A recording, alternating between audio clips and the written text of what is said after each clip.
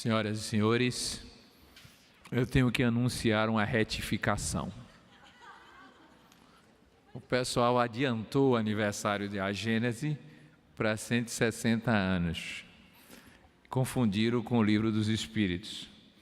Na verdade, são 150 anos. 1868, 6 de janeiro. Portanto, amanhã é que acontece esse Sesc Centenário. Retificado isso, graças à informação que foi trazida por um companheiro nosso, nós vamos pedir a vocês que se preparem para agora sair da consciência racional analítica e viajar. Até porque essa é uma estratégia que vai facilitar a nossa convivência. Neste horário que me foi reservado, é o horário do cansaço. É natural que isso ocorra nesse instante.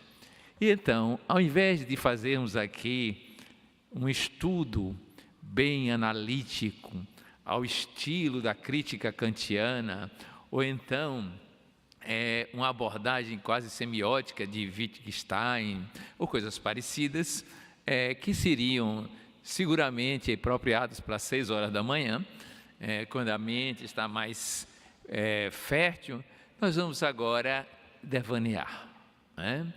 Nós vamos devanear, e esta é também uma estratégia filosófica de compreensão da grandeza da vida. Nós vamos começar lembrando que entre os ramos da filosofia há a estética. E na estética, que é a busca do belo, há a poesia.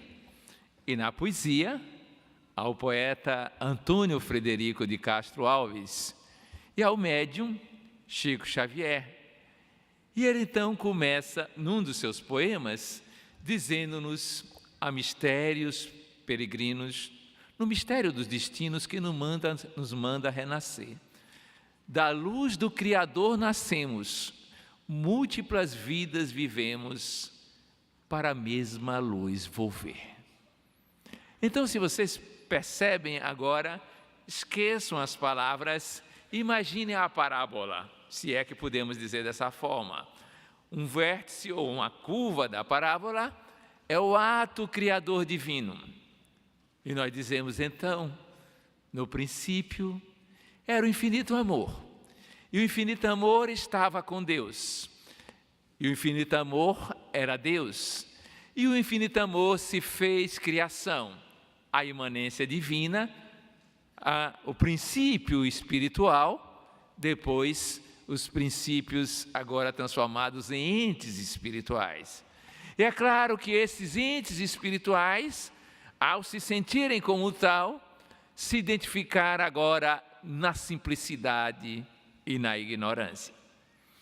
Praticamente nada sabemos dessa trajetória inicial, desse projeto existencial, porque a nossa saga ainda está ligada a uma ascese, é o que mais dominamos, e essa ascese nos é peculiar, é típica das nossas possibilidades de percepção da realidade.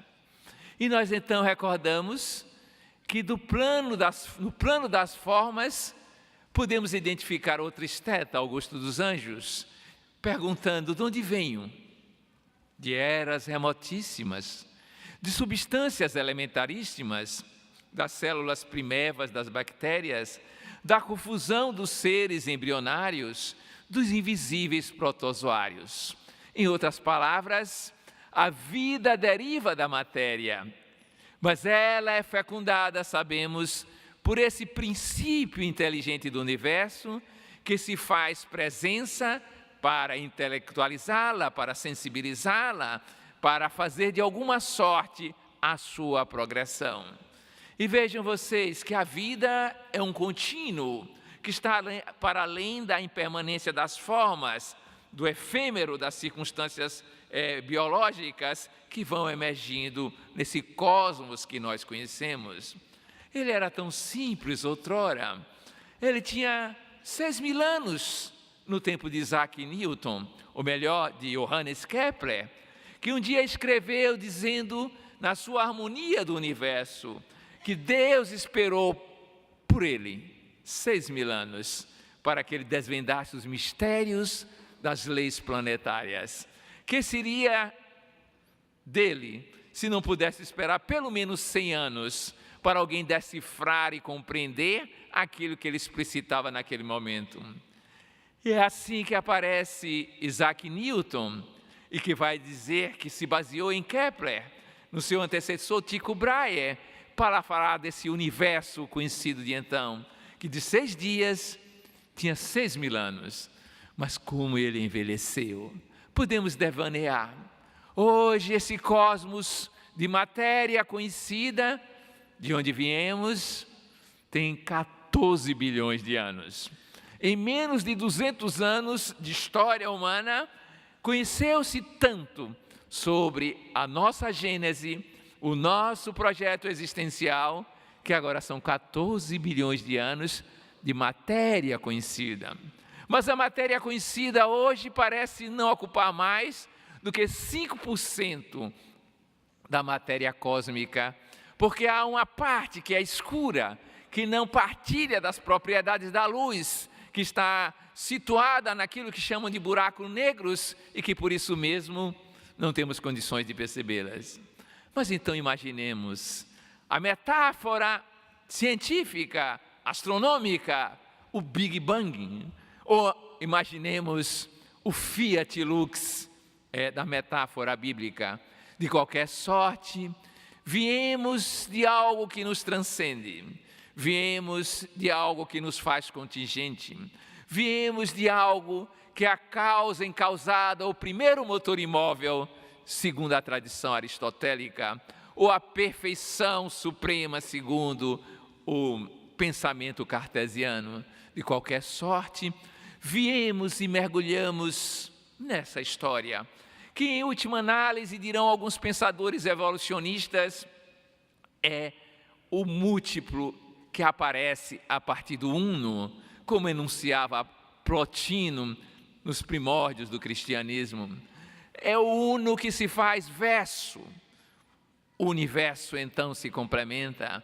Aquilo que era somente o um, agora se apresenta de alguma sorte fragmentária, separada, à aparência da nossa percepção. E assim nos encontramos nas origens do universo, da vida, da simplicidade e da incipiência original. E é claro que nesse estágio, recordando de alguma sorte nesse devaneio, vamos verificar que ali se encontra a inconsciência. Nem sabemos que existimos, nem sabemos dessa ascese, nem temos consciência clara do que acontece nessa dinâmica evolutiva. Mas ainda assim, há algo que a permeia. É que essa complexidade inicial, que é pequena e chama-se de simplicidade, ela é a forma expressa que aos nossos sentidos se apresenta. Mas, por outro lado, há uma espécie simbólica de dentro do universo. E esse dentro do universo é o princípio inteligente universal atuando para que esta saga possa acontecer adequadamente. E a simplicidade progressivamente se transforma em complexidade. E a insciência em consciência. E a forma, então, se torna cada vez mais rica em expressividade, mais rica ainda em possibilidades de realizar esse potencial. E compreendemos, então, que ali tudo é potência, que na dinâmica evolutiva se transforma em ato. E a vida, então, é uma espécie de progressão para que tudo se manifeste na sua própria plenitude. Subjacente a todos esses processos, há algo que se identifica e que é facilitador. Significa que a evolução se dá por uma questão de autonomia e autoconsciência e, ao mesmo tempo, de interação e de integração. As formas se comunicam, se integram, se fazem mais complexas e trazem, então, novas possibilidades de expressão existencial. E o exemplo mais simples está no chamado átomo inicial, o átomo de hidrogênio. Tão pobre ele, comparado com o de urânio. Um próton, um elétron, que às vezes se desgarra e fica somente o próton. Uma partícula extremamente simples em relação a outras complexidades. Mas logo mais, esse átomo de hidrogênio conhece outro átomo, o átomo de oxigênio, mais complexo. Tem uma família mais especial, chamada dos calcogênios, e que tem uma estrutura atômica mais rica, e eles se encantam, diria o poeta. E ao se encantarem, fazem ligações intensas e criam algo que é inteiramente diferente, que não é mais atômico, é uma molécula. Há um fenômeno que se repete na história cósmica, que é da interação com integração. E surge algo inteiramente novo, que é a água. E aquela massa ignescente, que não conhecia esse líquido precioso, descobre agora, sob a forma de vapor, a presença de propriedades inteiramente novas, que nós chamamos de solvência universal. Esse fenômeno é chamado por alguns de pré-vida, mas de certa forma é a exuberância do processo evolutivo ou da vida do ser, espírito, essência, manifestando-se na ordem da existência. Que ascese, que caminhada! A atração atômica, a interação gravitacional, que é típica do reino mineral, que é típica do elemento material propriamente dito, vai se sucedendo. E mais adiante, no seio tépido dos oceanos, quando se acalmam as radiações cósmicas, aparece uma estrutura mais complexa ainda, o coacervado, o precursor de uma célula. E essa célula que logo mais também surge, demonstra-se hoje, é um processo altamente integrativo. São várias partículas que se conglomeram e que, pela lei da cooperação e integração, faz com que apareça aquele ser que é muito mais rico, potente em expressão, em capacidade de comunicação com o meio, de trocas pela chamada dinâmica da homeostase e que se faz vida no planeta Terra. Todos esses fenômenos, autonomia, integração, complexidade, consciência, todos eles, os estudiosos analisam e dizem há uma energética, há algo que os move. E nós podemos dizer que a vida é, em sua expressão cada vez mais rica, um fenômeno de amorização. A energética do amor permeia toda essa fenomenologia, a integração, a cooperação, a tomada de consciência, a complexificação das formas. Tudo isto é baseado nessa amorosidade. Então a vida, na sua exuberância, vai possibilitando que a potência divina, que é a natureza intrínseca do ser, se manifeste cada vez mais nitidamente.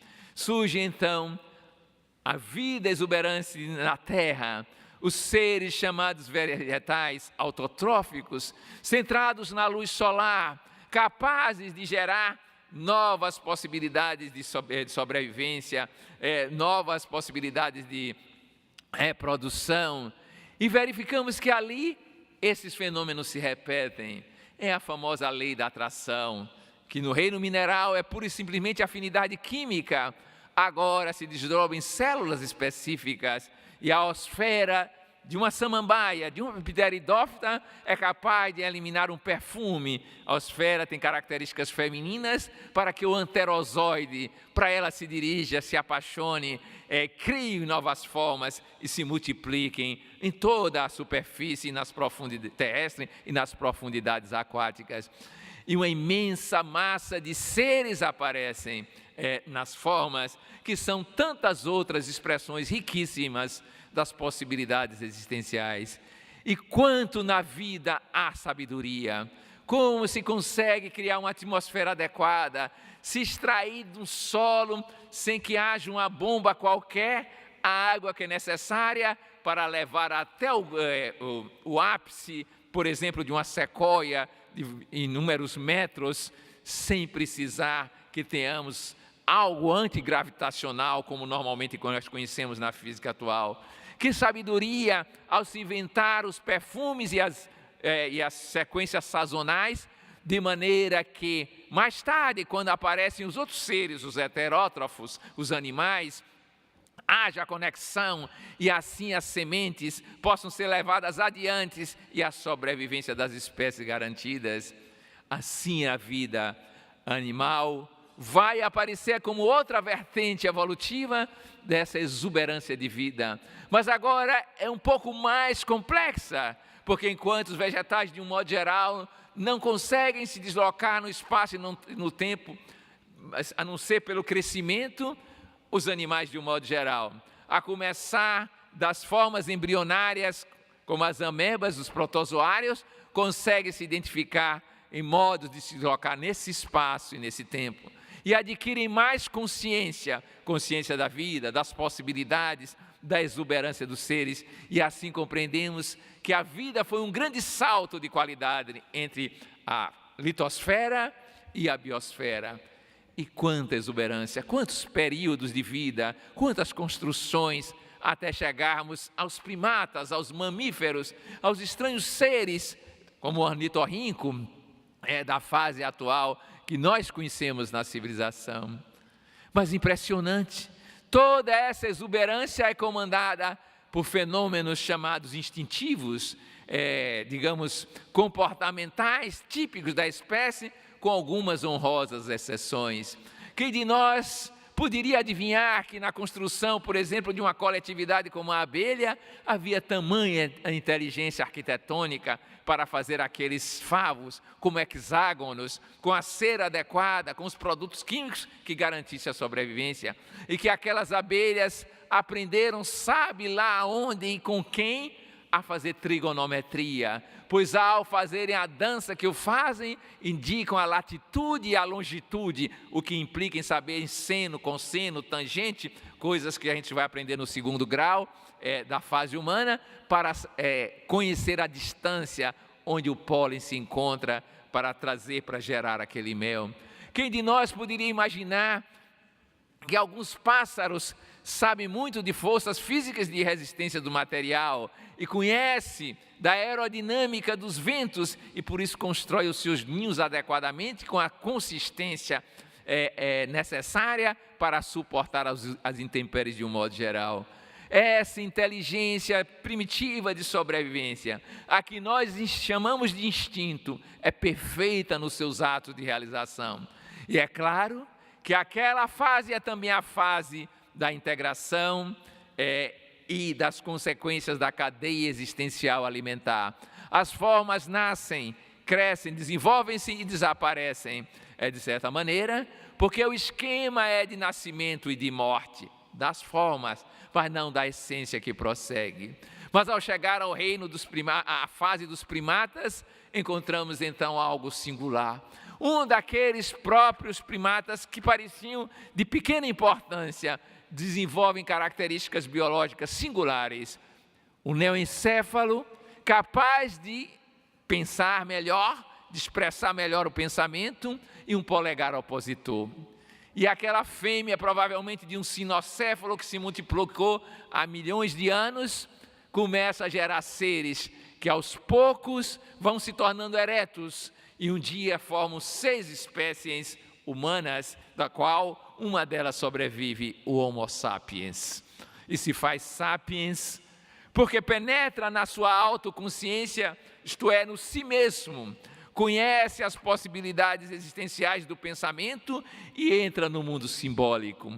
E a vida se faz nogênese, gênese do pensamento, mentossíntese, e a Terra como um planeta envolvida numa camada completa que nós chamamos de noosfera na atualidade. Adentramos o reino humano. Que saga, que experiência evolutiva é o ser que nós somos, não como seres individuais, porque descobrimos que todos somos o fragmentário que se faz unidade coletiva, e de unidade em unidade coletiva se aproxima novamente para o um. Foi assim que erguemos as primeiras comunidades de caçadores-coletores, depois as comunidades agrárias, e vivemos sempre nesse circuito, sem consciência ainda da superação do nascimento e da morte. Tudo se restringia a esse tempo, mas a pouco e pouco, a assinatura do divino e do imortal se faz presente em nossas vidas. E logo mais, então, vamos compreender que há algo que transcende a nossa história física, material, transitória. Desde os tempos dos estudos de Andrew Long, na Polinésia, sabe-se que forças primitivas como Manas e Orenda lembravam experiências transcendentais à vida física, superiores à corporalidade como nós estamos acostumados a viver e a experienciar.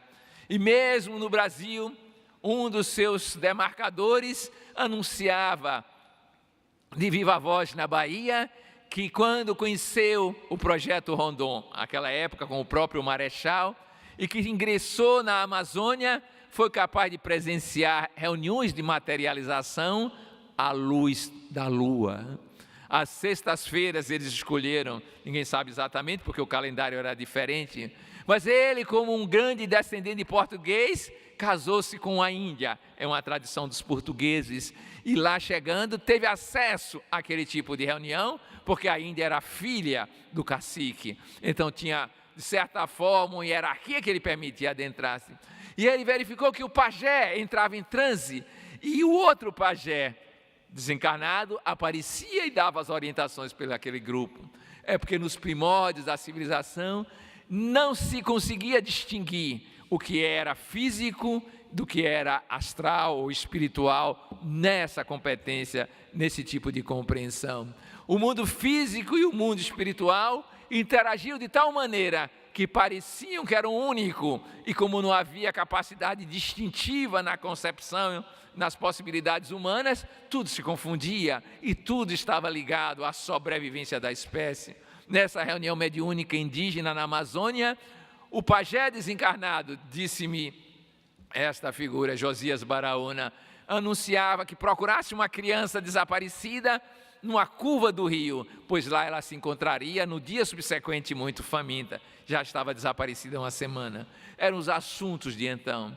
Mas verificamos que a presença do Espírito, cada vez mais nítido na vida física, vai se ampliando. Daí porque as vozes da natureza, as figuras das vestais recebendo as influências espirituais, a presença das médiuns pitonisas da velha Grécia, os profetas de Israel, em outras palavras, são presenças cada vez mais personalizadas da compreensão de que somos além corpo, além matéria. A vida prossegue e a pouco e pouco essa fenomenologia, ora abafada, ora mal compreendida, vai sinalizando para que compreendamos que não somos simplesmente seres materiais vivendo uma experiência humana à procura de espiritualidade. Progressivamente somos seres espirituais, vamos entendendo, tomando consciência, vivendo uma típica experiência humana. Chegamos então à nossa civilização. E essa civilização, que é complexidade, que é uma ampliação de consciência, que é cada vez mais exigência de integração, supera os valores de outrora, embora não tenha conseguido na prática cotidiana expressar os sonhos que anseia para o nosso futuro. A saga ainda exige grandes transformações. Estamos marcados ainda por essa consciência material, herança de uma história multimilenária que faz com que lutemos bravamente pela nossa sobrevivência das mais variadas formas. Mas ao fazê-lo, ainda o fazemos com a consciência primária de que somos seres corporais. Ainda dizemos, quando eu morrer, como se pudéssemos morrer, e ainda irei para o além, como se estivéssemos no aquém, e a temporalidade e a espacialidade, que é típica da matéria, domina a linguagem, o símbolo, o modo de estar no mundo de um modo geral. A pouco e pouco, porém, vamos acordando para outra realidade. Já descobrimos que a corporalidade é multifária e o nome dela se expressa por palingênese ou por reencarnação. Quantas vidas vivemos corporais para expressar a única vida que realmente que é a vida de espírito? Em quantos lugares estivemos, em quantas circunstâncias históricas contribuímos, e então descobrimos desta maneira que as formas que valorizamos, que os padrões sociais que temos, que os comportamentos da civilização são expressões transitórias dessa mesma saga que é a amorização, que é a cooperação, que é a integração, que é a complexificação e que é consciência. Hoje dizemos que os sonhos quase que estão abatidos pelas circunstâncias histórico-sociais do momento. Esta é uma perspectiva ainda do pessimista, ainda daquele que não compreendeu que a saga prossegue, que a noogênese que gerou a nosfera agora tem uma outra possibilidade evolutiva. E se contemplamos o mundo desta forma, é porque aprimoramos a nossa consciência. O passado predador já nos causa uma sensação de mal-estar, já o sentimos como uma espécie de ofensa à realidade social. As tentativas de manter a falta de fraternidade, a intolerância, a desigualdade no plano material já nos choca de alguma maneira. Mas no passado isso era tão simples, era tão comum. No reino dos peixes, os tubarões engoliam os peixinhos e não havia nenhuma discussão sobre a validade moral, nada disso.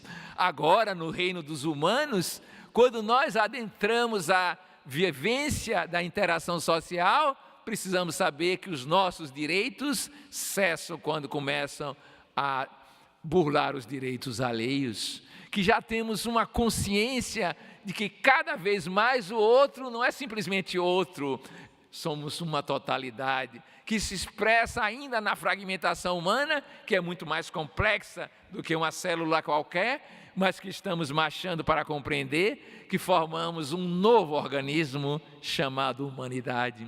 Mas quando acordamos para esse novo organismo humanidade, e que já tateia nas experiências sociais de unificação dos povos, das comunicações, dos saberes de um modo geral, ainda assim, ele não é todo, nem mesmo no plano material. E descobrimos então cada vez mais, e curiosamente pelos hábitos da sociedade contemporânea, que os seres vivos partilham dessa experiência. De vez em quando verificamos que as pessoas estão encantadas com seus cães, e que aparecem agora shoppings de cães, e cuidam deles como seres interessantes para a vida de comunicação. Aliás, dizem alguns críticos, para aprendermos com ele o que se chama fidelidade, porque a turma humana que passou por esse reino, passou mais como lobo do que como cão. Se era cão, era selvagem, e que agora está aprendendo o que é fidelidade afetiva com esses seres,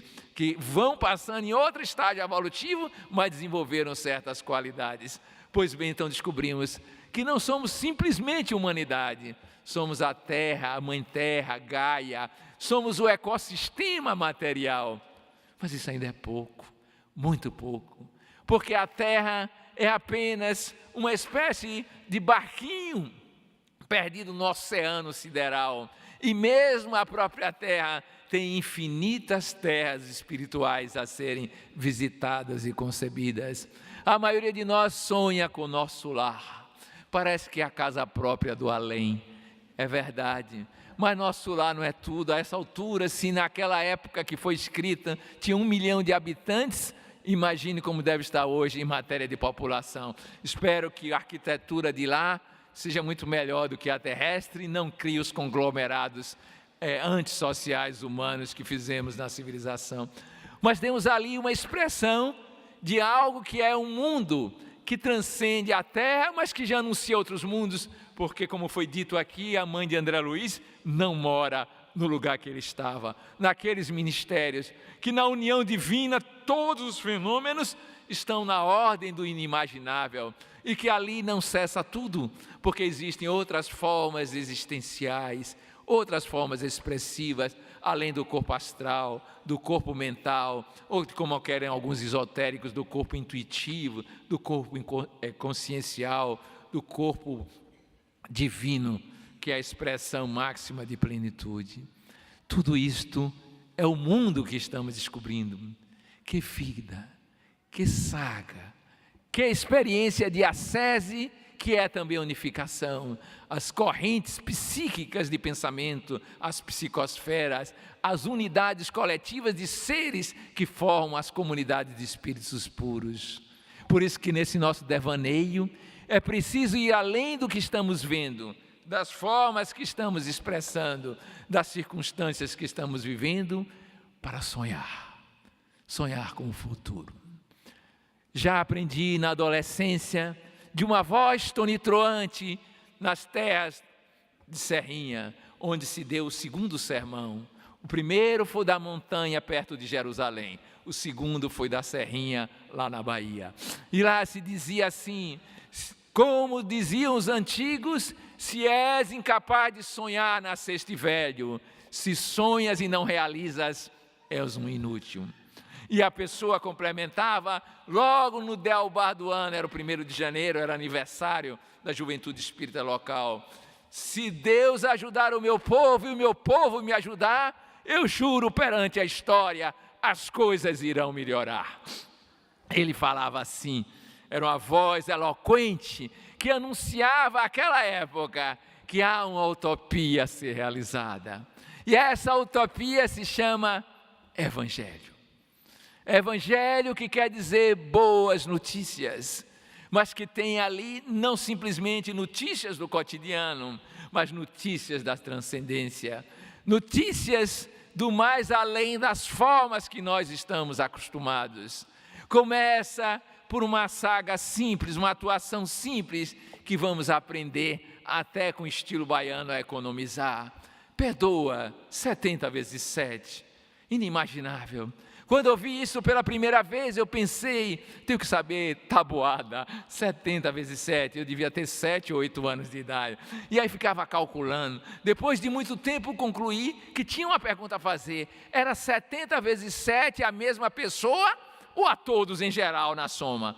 Porque se fosse a mesma pessoa, ia ser 70 vezes 7 vezes o número de pessoas que me magoassem. E aí descobri que era muito complexo isso. E depois verifiquei que era mais simples, porque o perdão era uma libertação da mágoa, do ressentimento. Era uma criação nova de cooperação, de relações, até que um dia uma voz, se eu não me engano, inspiradora, disse: seu baiano, aprende a não perdoar. Disse: mas como? Disse: não se ofenda, isso é trabalho muito duro ficar perdoando. Aprenda, não se ofenda, e aí você não vai ter que multiplicar mais nada, nem precisará viver esse tipo de experiência. Desde então eu venho tentando ver esse sonho de não me ver ofendido e alguém dizendo: você acabou com uma vida. Já ouvi isso no consultório de psicologia, e olhar para a pessoa e dizer assim: eu não me vejo no seu discurso, e vou tranquilo para casa. Mas também quando chega alguém e cria a fantasia e diz: você é o bambambam da América Latina em matéria de psicoterapia, eu digo: o seu discurso, eu não me vejo nele, e eu não me altero com ele. Já consigo de certa forma a liberdade, que é uma saga evolutiva em relação aos meios e às opiniões. Mas isso é o simples do Evangelho. O Evangelho prossegue fazendo maiores colocações sobre as nossas possibilidades, e nós selecionamos aquilo que nós chamamos alguns dos mandamentos de Jesus. Tendo fé do tamanho de um grão de mostarda, direis: essa montanha passa daqui para ali, ela passará. Fareis o que eu faço, e mais ainda. Como eu era um adolescente ou um impúber ainda muito curioso, eu não sabia o que era um grão de mostarda, na minha terra não existia isso, mas eu imaginava que era algo muito pequeno pela expressão de quem me orientava. E eu fiquei imaginando, comparando com a figura que existia no meu quintal. E quando eu tiver fé do tamanho de um caroço de abacate, nem Jesus vai me segurar. Porque se com um grão de mostarda eu alcanço o nível dele, com um caroço de abacate eu ultrapasso. Não consegui o grão de mostarda ainda, mas continuo sonhando, porque é preciso sonhar. Mas vamos mais um pouco além, e ele vai nos dizer algo que é a libertação total de todo o programa capitalista, hedonista, consumista, materialista. E ele disse ao jovem rico: vai, vende tudo que tens. Anuncia a ti mesmo, complementa alguns. Distribui com os pobres, eles ainda precisam disso. Segue-me, terás um tesouro no céu. O que é mais importante, no nosso modo de entender, é o sonho daquele jovem. Olhe a pergunta que ele faz, crucial: que devo fazer para alcançar a vida eterna?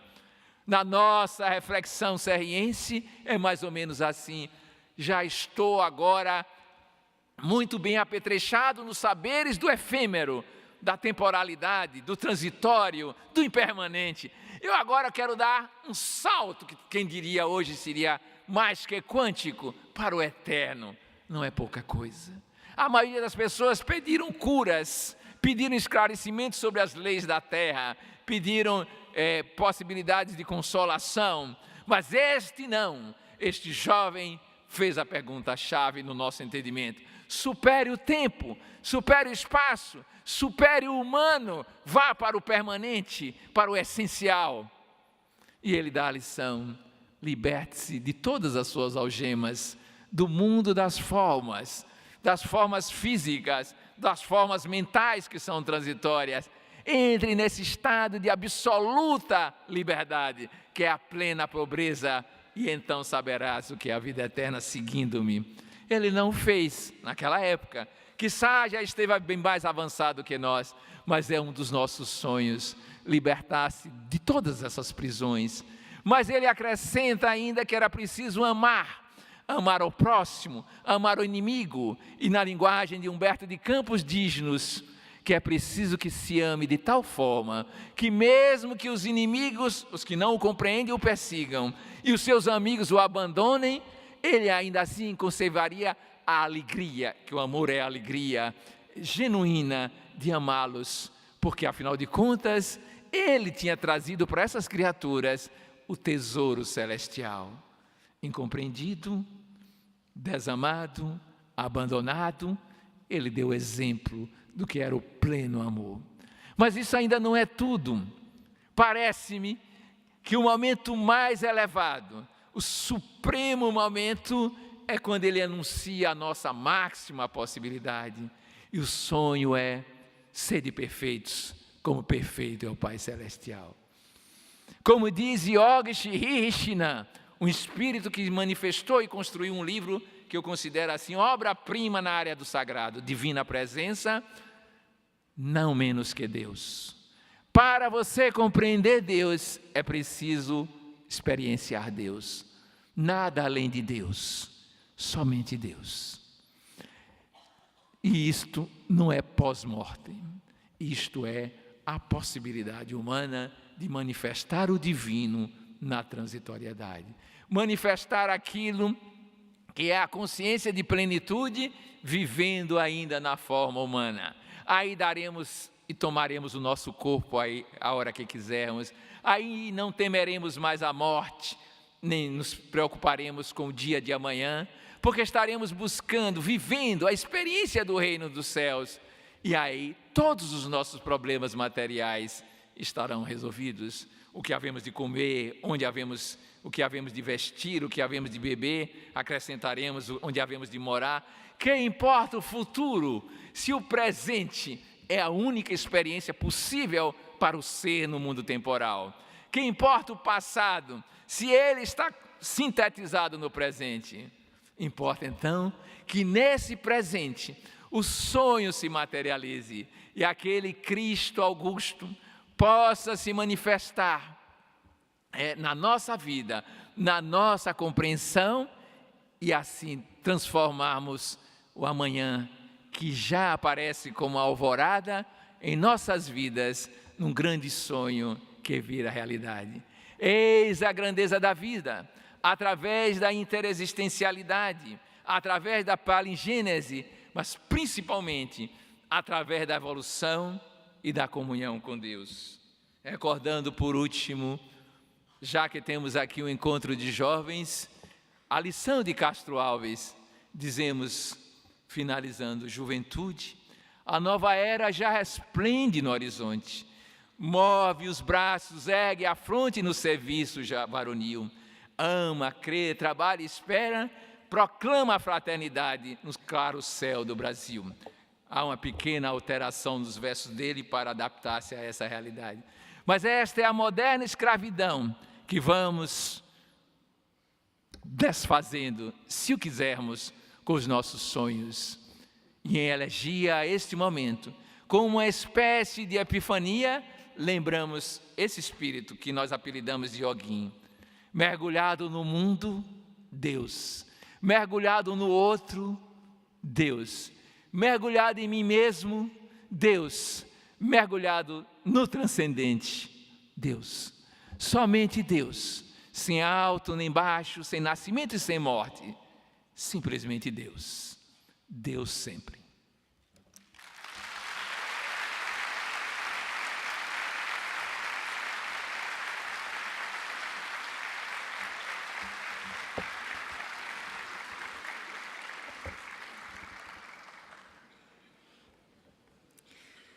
Encerramos.